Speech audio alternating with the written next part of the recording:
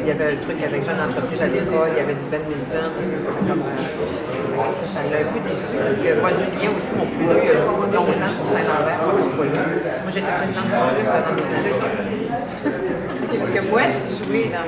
Ah, c'est vrai? Ah oui? Ah, moi, j'ai jamais joué, par exemple. Ils m'ont dit, il n'y a pas de temps. Non, non, c'est ça, c'est pas quand c'est bizarre.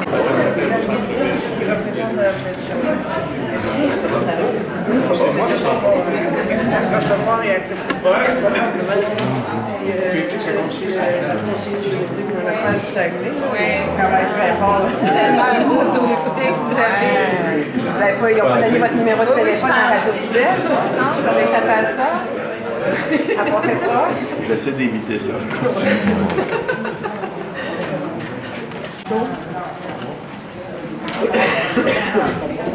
Oui, puis votre courrier.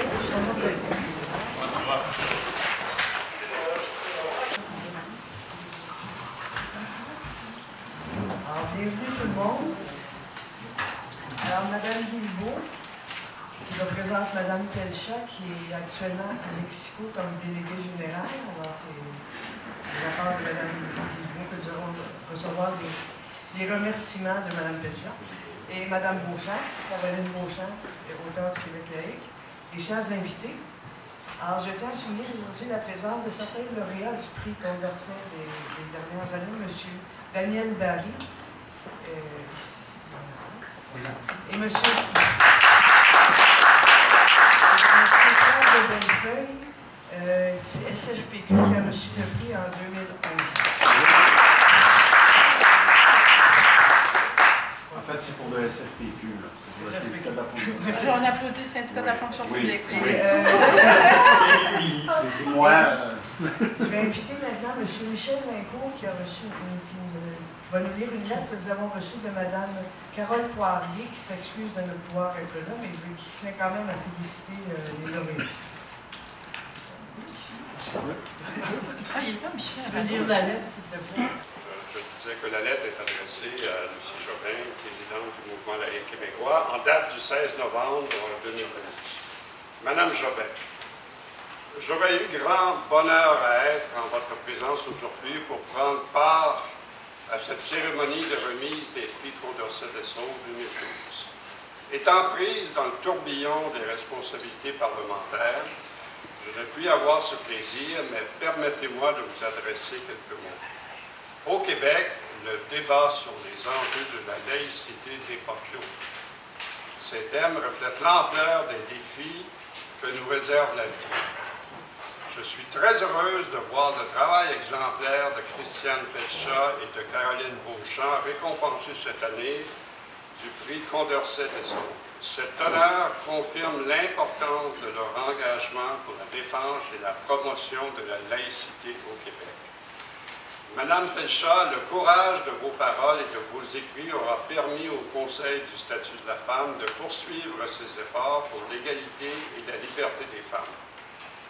Vous êtes un modèle et je salue votre engagement. Madame Beauchamp, votre parcours original et passionné est inspirant. La contribution que votre essai pour un Québec laïque apporte au débat sur la laïcité est méritoire. Mes félicitations donc aux deux lauréates de l'édition 2012 du prix Condorcet Desaules. Elles représentent avec justesse les idéaux qui animent le mouvement laïque québécois. Et c'est signé Carole Poirier, députée de Hochelaga-Maisonneuve, première vice-présidente de l'Assemblée nationale.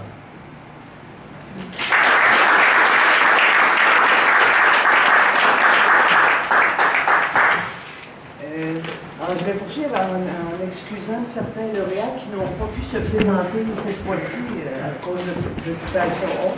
M. Guy Rocher, M. Rodrigue Tremblay, Mme Danielle Payette et Mme Louise Chabot de la CSQ se sont excusés et tiennent à féliciter les lauréats du prix Condorcet Desaules. Il y avait Mme Yolande Djeda qui devait venir, mais aussi, j'imagine, elle doit avoir une occupation. Elle est malade. Elle est malade, c'est ça? OK. Alors, mais elle a quand même répondu. Alors, le mouvement laïque québécois souhaite honorer cette année deux personnes qui ont mis de l'avant le rôle clé de la laïcité comme principe essentiel de l'atteinte de l'égalité réelle entre les hommes et les femmes dans la société civile, et ce, dans la rédaction de l'avis du Conseil du statut de la femme, affirmer la laïcité, un pas de plus vers l'égalité réelle entre les femmes et les hommes.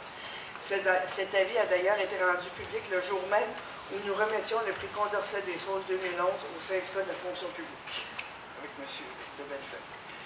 Alors, ces deux juristes ont déjà été honorés à plusieurs reprises, mais méritent aujourd'hui de recevoir le prix Condorcet des Saules, à cause de leur rapport, mais entre autres pour Mme Telchat, qui s'est toujours employée à défendre une société plus juste, députée à l'Assemblée nationale de 1995 à 1994. Par la suite, elle œuvre dans des organismes internationaux en Afrique et à Haïti, à titre de chargée de mission axée sur la formation des femmes et leur accès aux lieux de pouvoir. Par la suite, présidente du Conseil de statut de la femme de 2000 à 2011, période durant laquelle deux avis importants furent présentés sur l'égalité entre les hommes et les femmes en lien avec la liberté religieuse et la laïcité. Actuellement, elle est déléguée générale au Mexico et est représentée par Mme Guilbeault, militante laïque elle aussi et féministe, qui a elle aussi œuvré au Conseil du statut de la femme. Mme Caroline Beauchamp, juriste aussi, mais aussi auteure de Pour un Québec laïque, édité aux presses de l'Université de Laval en hiver 2011, nous présente une version remaniée de l'avis du Conseil du statut de la femme publié en mars 2011. Par sa formation de juriste en droit constitutionnel, les chartes n'ont plus de secret pour elle, mais aussi par sa volonté et son désir de rendre plus accessible ce qui semble complexe. Elle utilise sa créativité, ses connaissances et ses compétences afin de réaliser des projets remplis de passion pour faire avancer la société québécoise telle la laïcité. Maintenant, M. Daniel Drouin va commenter certains passages de l'avis du Conseil du statut de la femme. Bonjour à tous et à toutes. Le débat sur la laïcisation de l'État est toujours en cours au Québec et l'avènement du gouvernement Marois suppose que nous aurons à intervenir encore et encore pour toujours mieux promouvoir cette démarche collective. Ainsi que le souligne judicieusement les procureurs de Ville-Saguenay et de son maire, il n'y a pas de déclaration de laïcité au Canada et par voie de conséquence au Québec.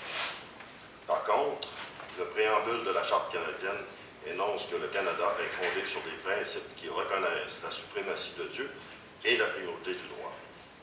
N'ayant pas adhéré à la loi de 1982 sur le Canada, en raison de motifs qui sont toujours pertinents et actuels, le Québec se retrouve depuis sans constitution. C'est un fait rare dans l'actuelle communauté des nations. Dans ce contexte, comment ne pas chercher à se définir, à s'orienter selon des valeurs démocratiques qui font consensus dans la population? Pourquoi demeurer dans l'attente ou l'inaction si nous voulons évoluer vers une définition d'un État véritablement représentatif de cette population? Le gouvernement Charest n'a eu cesse de freiner les ambitions des Québécois. Il n'a eu cesse de tourner le dos à ses citoyens qui réclamaient meilleure justice sociale ainsi que le respect de leurs valeurs démocratiques. Cette population est viscéralement irritée lorsque, pour des motifs religieux, l'État fait fi de ses valeurs, dont notamment le principe d'égalité des sexes entre les femmes et les hommes. Heureusement, il y a de ces organismes de personnes qui veillent au grain et qui réagissent en offrant des perspectives progressistes et en sachant attaquer les valeurs sociales rétrogrades.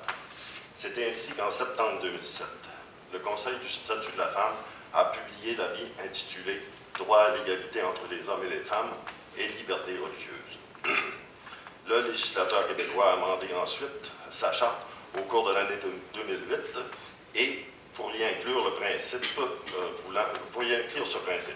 Il n'y a donc pas des lustres que ce principe fait partie intégrante de notre législation quasi-constitutionnelle. Ce nouvel élément dans notre droit devrait servir à édifier une société plus égalitaire. Dans la même veine, le Conseil du statut de la femme rendait public en mars 2011 un avis portant sur la laïcité de l'État. Nous y avons remarqué une position ferme et solide en faveur d'une laïcité sans qualificatif. À sa lecture, on comprend aisément pourquoi la laïcité ouverte est, de fait, la négation même du principe de la séparation de l'État et des religions ou des diverses confessions religieuses. La laïcité ouverte échouerait lamentablement à assurer la protection des droits des femmes. Et justement, les croyances ou dogmes ne doivent en aucun cas mettre en péril ce principe toujours à concrétiser. La série noire de revendications d'accommodements religieux est toujours présente et le deviendra encore plus si l'État abdique devant ses responsabilités, ainsi que ce fut le cas sous le précédent gouvernement Charest. Un exemple, la culture des accommodements à tout prix justifie un établissement d'enseignement à autoriser l'ostracisme d'une enfant qui ne pourra, pour des motifs religieux, participer aux activités musicales organisées pour les élèves de sa classe, pour elle aussi. Pourtant, la socialisation des enfants passe par des activités communes et il doit y avoir un tronc commun à respecter, sauf pour des raisons purement objectives. Ainsi que le souligne l'avis du Conseil du statut de la femme, il doit y avoir une délimitation entre la vie privée et la vie en société. Les droits des uns ne doivent pas empiéter sur ceux des autres. Il faut plutôt créer un équilibre. Entre ceux-ci, c'est élémentaire. Afin d'y parvenir, l'État doit montrer la voie et s'affirmer indépendant à l'égard des pressions toujours plus insistantes des lobbies religieux. La liberté religieuse est sujette à des limites, ainsi que toutes les autres libertés d'ailleurs. Affirmer le contraire, c'est promouvoir la hiérarchisation des libertés et droits, avec tous les risques que cela comprend, dont l'arbitraire et l'absolutisme. La population du Québec se montre fière des progrès réalisés depuis des décennies et elle cherchera sans cesse à les protéger. Dans la poursuite de cette voie, il faut que la collectivité ait droit au chapitre et que les lois ne soient pas uniquement interprétées en faveur des libertés individuelles, puisqu'il faut tenir compte de l'intérêt commun aussi, de l'ordre public en somme. L'avis du Conseil du statut de la femme fait le constat que la laïcité ouverte est un véritable piège pouvant nous entraîner dans un bourbier monumental en minant nos valeurs démocratiques. Pour contrer cela, il y est proposé de procéder à des amendements à la Charte québécoise des droits et libertés de la personne en y insérant dans son préambule l'énoncé suivant, considérant que l'État est laïque. Puis l'ajout d'un élément à l'article 9 de cette même charte qui se lirait comme suit. Les libertés et droits fondamentaux s'exercent dans le respect de la laïcité de l'État, des valeurs démocratiques et du bien-être général des citoyens du Québec. Le mouvement laïque québécois se réjouit de cette proposition. En mai 2010, nous avions intégré à notre mémoire portant sur le projet de loi 94, projet de loi du gouvernement Charest qui consacrait la laïcité ouverte, nous avions donc proposé notre propre projet de loi allant dans le même sens. Les formulations sont différentes, soit. Toutefois, comme il y a convergence quant aux principes essentiels, notre tâche consiste maintenant à poursuivre nos efforts pour atteindre cet objectif commun. Il faut cesser de nourrir l'influence du religieux sur le politique, car la laïcité ouverte porte bien souvent atteinte aux avancées de nombreux droits démocratiques. Nos adversaires prétendent que les accommodements religieux sont exceptionnels et qu'il n'y a aucun risque à les accorder. De notre point de vue, c'est de la foutaise. Nous constatons qu'ils veulent justifier l'injustifiable, à savoir tolérer la discrimination. Mais justement, même exceptionnelle, la discrimination n'a jamais sa place. Par ailleurs, nous sommes tous préoccupés par le programme ECR. Si le législateur adoptait les amendements à la Charte que nous envisageons, ce type de projet d'endoctrinement religieux de toute une jeunesse n'aurait pu exister. Les Québécois exigent le respect de leurs grandes valeurs démocratiques et seul un État laïque pourra l'assurer. La contribution de Mme Christiane Pelchat et Mme Caroline Beauchamp est importante, voire capitale pour l'atteinte de nos objectifs. Voilà donc pourquoi le mouvement laïque québécois est heureux et fier de leur attribuer le prix Condorcet des Saules 2012. Merci.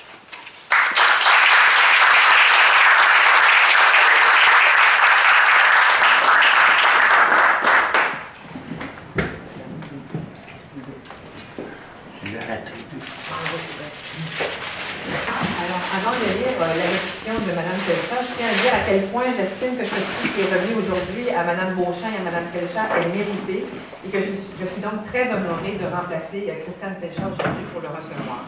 Alors maintenant, ce sont ces mots que je vais vous lire. Ah, OK, d'accord.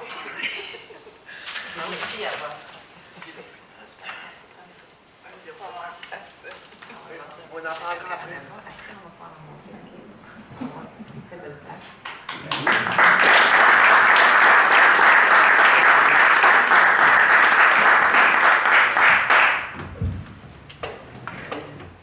Alors, je suis très honorée et touchée de recevoir le prix Condorcet des Saules décerné par le Mouvement laïque du Québec avec ma collègue et maintenant amie Caroline Beauchamp.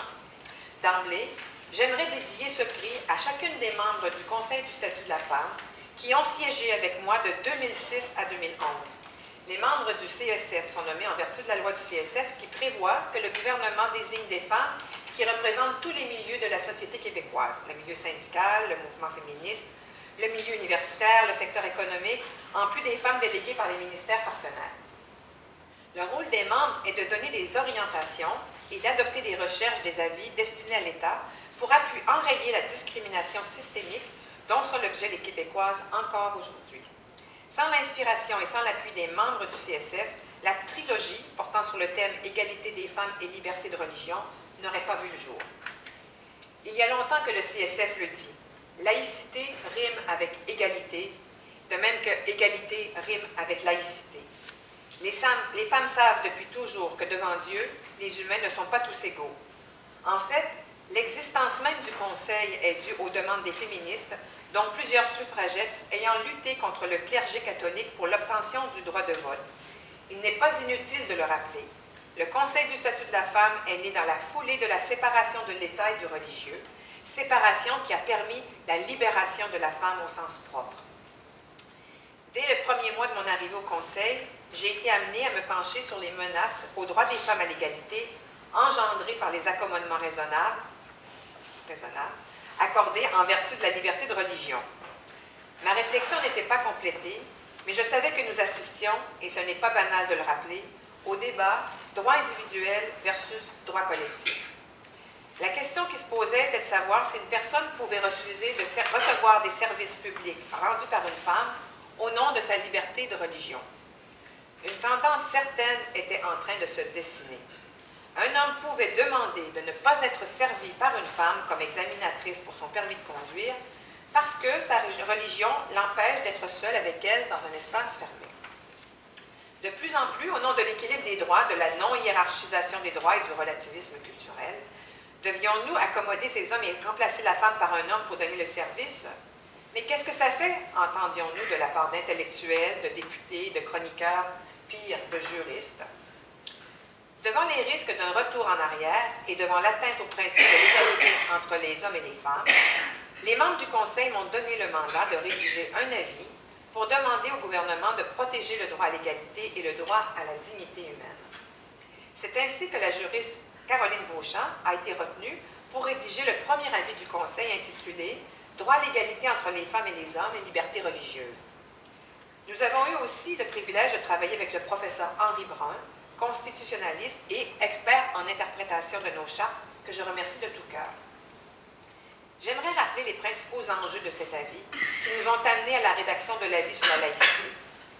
Grâce à une analyse historique, sociale et juridique, le Conseil a fait la démonstration que le droit à l'égalité entre les sexes ne peut être compromis au nom de la liberté de religion. Le CSF a expliqué comment la valeur d'égalité entre les femmes et les hommes est une valeur fondatrice de notre société et du vivre ensemble, au même titre que la promotion et la protection du fait français et de la séparation de la religion et de l'État.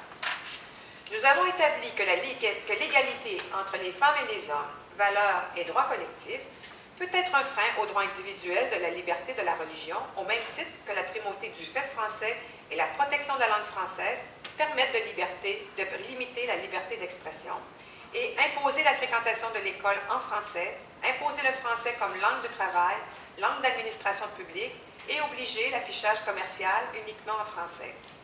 Ainsi, l'égalité des femmes ne peut être bafouée par un accommodement raisonnable.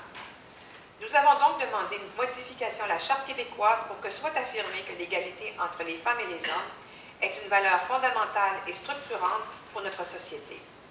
Comme le dit le professeur Charles Taylor, l'État est l'expression politique d'un peuple. Il doit pouvoir trouver un équilibre entre l'intérêt général et les droits des particuliers. Il revient aux législateurs et au gouvernement d'exprimer la volonté politique du peuple. C'est ainsi que la ministre de la Condition féminine de l'époque, Christine Saint-Pierre, a déposé et fait adopter le projet de loi 63 qui, pour la première fois, introduisait le mot « femme » dans la Charte québécoise des droits et libertés par la modification du préambule de la Charte. Aujourd'hui, son préambule affirme notamment ceci, considérant que le respect de la dignité de l'être humain, l'égalité entre les femmes et les hommes et la reconnaissance des droits et libertés dont ils sont titulaires constituent le fondement de la justice, de la liberté et de la paix. Et l'article 50.1 a été ajouté afin de préciser que les droits et libertés énoncés dans la présente charte sont garantis également aux femmes et aux hommes. Nous étions et nous sommes toujours convaincus que ces modifications à notre charte soutiendront la volonté du gouvernement d'interdire une atteinte à l'égalité des sexes par un accommodement raisonnable au nom de la liberté de religion. L'avis sur la laïcité a aussi été précédé d'un autre avis touchant l'égalité des femmes, cette fois en regard de la polygamie au Canada. Cet avis, sous la plume de Yolande Gédard, illustre éloquemment combien la polygamie est un système qui humilie les femmes et aussi porte atteinte aux droits des enfants. Cet avis a été déposé à la Cour suprême de la Colombie-Britannique dans le cadre de la requête des Mormons pour faire invalider l'interdiction de la polygamie au Canada au nom de la liberté religieuse. On peut dire que ces deux avis ont mis la table pour le dernier avis sur la question intitulée « Affirmer la laïcité, un pas de plus vers l'égalité réelle entre les femmes et les hommes ». Pour la première fois dans le contexte québécois, un avis étoffé vient expliciter comment la religion et l'égalité des femmes sont antinomiques. Nous avons repris l'exemple de la conquête du droit de vote des Québécoises pour montrer combien religion et égalité ne font pas bon ménage. La volonté du clergé québécois de garder les femmes dans une situation d'infériorité, de servantes de la famille et de les cantonner dans l'espace privé s'est exprimée avec force lors du combat des femmes durant plus de 30 ans pour obtenir le droit de vote. Cet épisode de l'histoire des droits des femmes est encore très frais dans la mémoire de plusieurs femmes et hommes du Québec et traduit éloquemment les résistances auxquelles se butent les femmes qui se battent pour leurs droits. Nous avons aussi illustré que de tout temps, les trois religions monothéistes basées sur le modèle patriarcal ont, et c'est toujours le cas aujourd'hui, infériorisé les femmes et considéré que le seul rôle de la femme est celui de reproductrice de la race humaine. Même l'ancien président Jimmy Carter, pourtant un baptiste très croyant, affirme, et je cite, que les religions sont l'une des principales causes des atteintes aux droits des femmes. J'aimerais citer un extrait de l'avis du CSF que je remercie au passage de m'avoir autorisé à citer certains de ses écrits. Alors j'ouvre les guillemets. La distinction et la hiérarchisation entre les sexes sont bien présentes dans les trois religions monothéistes.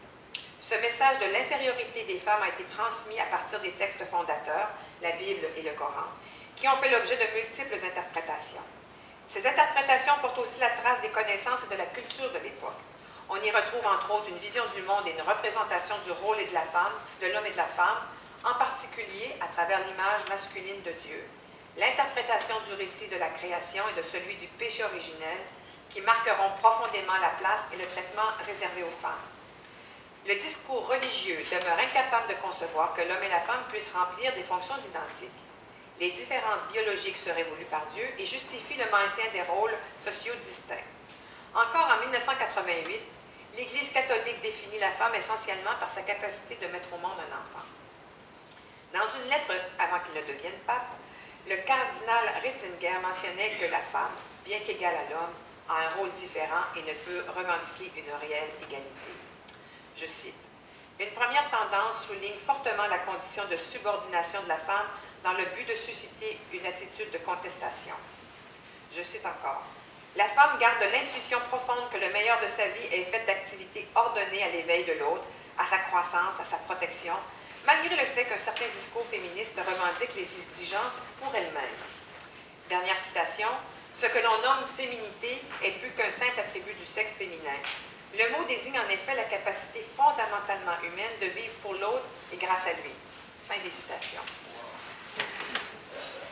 Nous le savons, aucune religion ne traite les femmes sur le même pied que les hommes. Cette seule démonstration devrait suffire à ce que nous puissions vivre dans une société où la séparation du religieux et de l'État est complétée et où la dignité humaine est reconnue également aux femmes et aux hommes.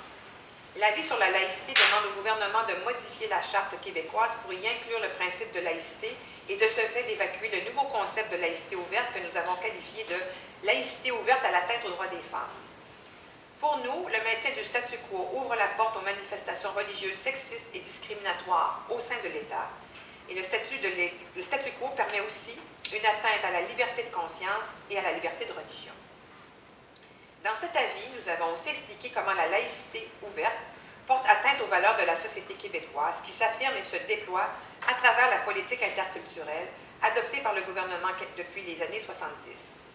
La politique interculturelle a été adoptée en réaction à l'adoption par le gouvernement canadien de la politique multiculturelle qui veut que toutes les cultures soient égales au Canada.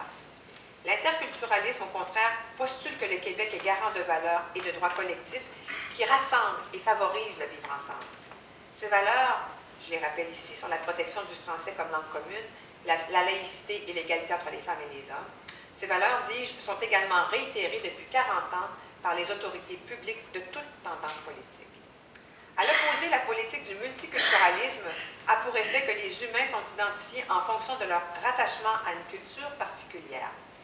Pour que les valeurs soutenues par la politique interculturelle québécoise soient bien comprises et adoptées par les nouveaux arrivants, le gouvernement a élaboré un contrat moral à leur intention. En effet, depuis 2008, les candidates et candidats à l'immigration doivent signer une déclaration par laquelle ils s'engagent à adhérer aux principales valeurs communes du Québec qui, outre la langue française, sont énoncées ainsi. Le Québec est une société libre et démocratique. Les pouvoirs politiques et religieux au Québec sont séparés. Le Québec est une société pluraliste. La société québécoise est basée sur la primauté du droit. Les femmes et les hommes ont les mêmes droits. L'exercice des droits et libertés de la personne doit se faire dans le respect de ceux d'autrui et du bien-être général. L'État québécois doit parachever la laïcité en marche depuis 50 ans en enchâssant ce principe dans la Charte québécoise et en se dotant d'une loi déployant cette laïcité.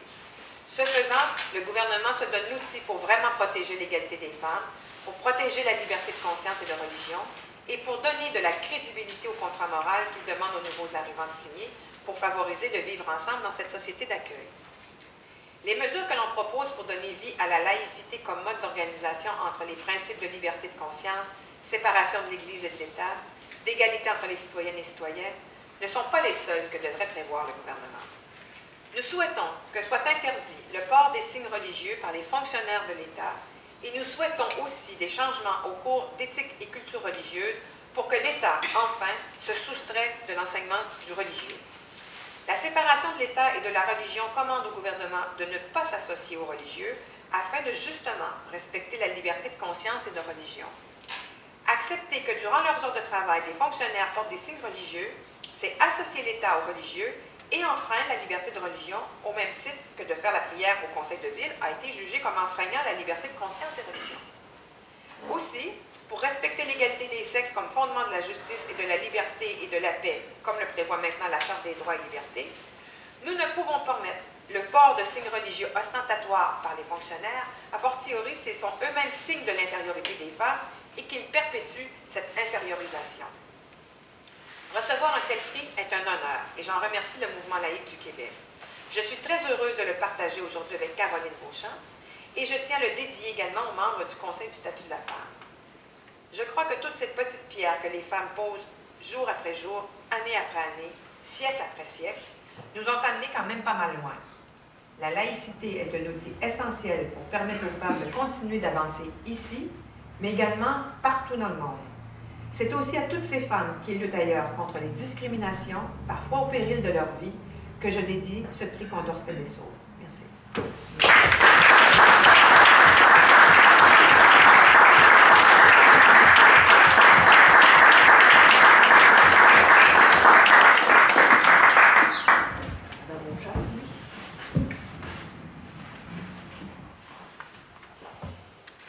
Bonjour.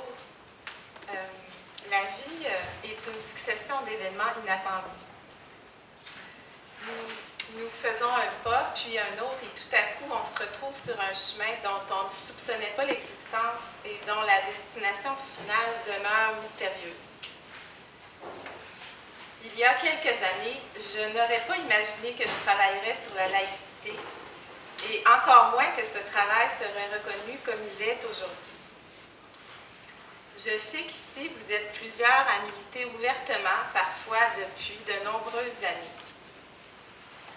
J'ignore si j'ai l'âme d'une militante, mais chose certaine, il m'est toujours apparu évident que les femmes et les hommes étaient égaux, quoique différents, qu'ils possédaient la même valeur et commandaient le même respect. C'était tellement évident, en fait, que comme beaucoup de personnes de ma génération, je n'avais pas réalisé qu'il restait encore beaucoup à faire et encore moins que ces acquis étaient vulnérables. C'était avant de croiser Christiane Pelchat sur ma route. En étudiant le droit et ses chartes, j'ai rapidement appris que l'égalité formelle est un concept dépassé et que l'égalité réelle, c'est lorsque chacune et chacun peut exprimer sa propre valeur, son essence véritable, dans le respect de ses semblables et du bien-être de la collectivité. L'égalité n'implique pas nécessairement un traitement identique. Un traitement différent peut s'avérer opportun. L'exemple des tests d'aptitude physique pour obtenir un emploi le démontre bien. Le concept des accommodements raisonnables rend vivante cette égalité lorsqu'il permet que pour une personne, la règle générale soit appliquée différemment en raison de ses caractéristiques particulières, sans que cela n'entraîne de contraintes excessives pour celle ou celui qui fournit l'accommodement. Un exemple d'accommodement raisonnable, c'est lorsque la direction d'une école publique accepte d'intégrer dans une classe régulière un enfant handicapé. Il s'agit d'une mesure individuelle qui nécessite des adaptations spécifiques pour cet enfant. Or, de plus en plus, on observe une sorte de normalisation des accommodements accordés pour des motifs religieux. Des organismes publics adoptent de manière volontaire et spontanée des mesures particulières, comme de fournir des uniformes qui intègrent des pièces de vêtements religieux.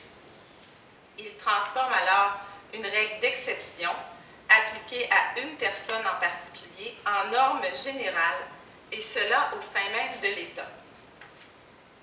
Ces exceptions, nées de l'application du droit à l'égalité, ne doivent pas devenir la norme et gouverner l'ensemble de la collectivité.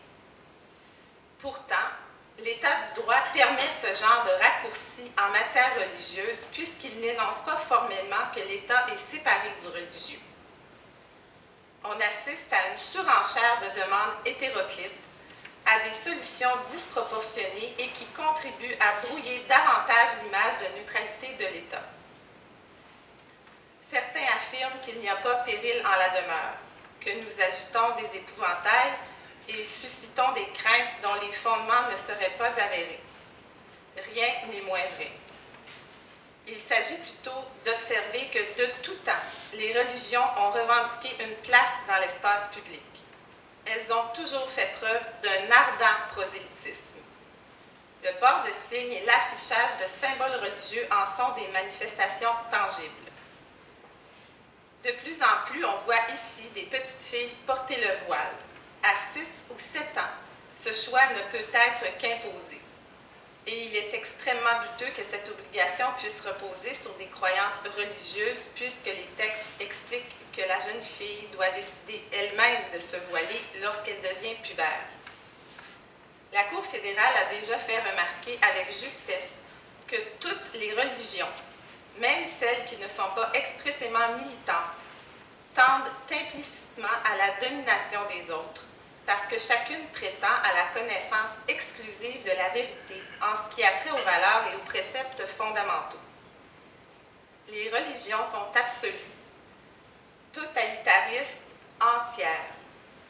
L'excommunication guette la croyante et le croyant dissident. Les fidèles doivent obéir à des dogmes régis par le représentant de Dieu sur terre. Aux yeux de la religion, les humains ne sont pas tous égaux. Une personne athée brûlera en enfer, les incroyantes et incroyants ne seront pas sauvés lors du jugement dernier. Mais, devant la loi, tous les humains sont égaux du fait qu'ils sont humains. Cette égalité n'équivaut pas au refoulement des différences et à leur négation. Comme dans toute chose, le principe d'équilibre s'exprime dans le droit. Les libertés et les droits individuels trouvent leurs limites dans les valeurs démocratiques que la société se donne. C'est notre appartenance à des valeurs communes qui vient transcender nos différences mutuelles et nous rassembler. Une société, c'est un peu comme une famille.